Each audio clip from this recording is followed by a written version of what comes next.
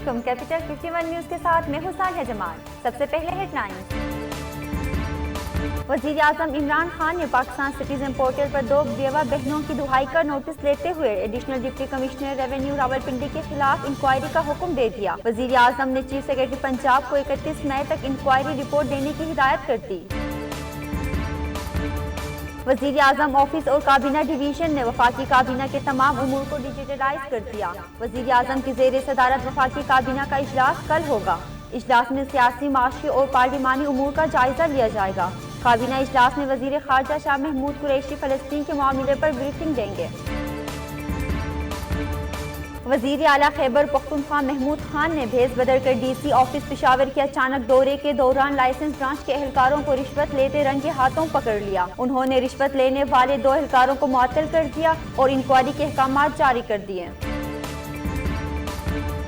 سابق وفاقی وزیر داخلہ چودھری نثار پنجاب اسمبلی پہنچ گئے۔ چودھری نثار نے آج بطور رکن پنجاب اسمبلی حلف اٹھانے کا فیصلہ کر لیا۔ انہوں نے اسمبلی پہنچ کر سیکرٹری پنجاب اسمبلی محمد خان بھٹی سے ملاقات کی۔ حلف اٹھانے کے حوالے سے سیکرٹری اسمبلی کو آگاہ کیا اور رولز کی کاپی سیکرٹری اسمبلی کو پیش کی۔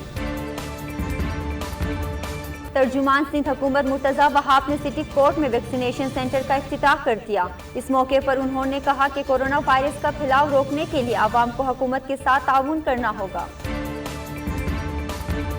اینٹی کرپشن نے راولپنڈی رنگ روڈ اسکینڈل پر تحقیقات کا آغاز کر دیا۔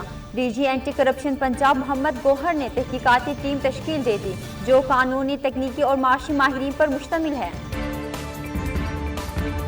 ڈسٹرکٹ ہیلتھ آفیسر کے مطابق وفاقی دارالحکومت میں 24 گھنٹوں میں 4162 ٹیسٹ کیے گئے، جن میں سے 106 افراد میں کورونا کی تصدیق ہوئی اور اسی طرح گزشتہ 24 گھنٹوں میں شرح 2.5% ریکارڈ کی گئی، جبکہ گزشتہ روز کورونا کے باعث کسی کا انتقال نہیں ہوا۔ مزید خبروں اور اپڈیٹس کے لیے دیکھتے رہیے کیپٹل 51 نیوز۔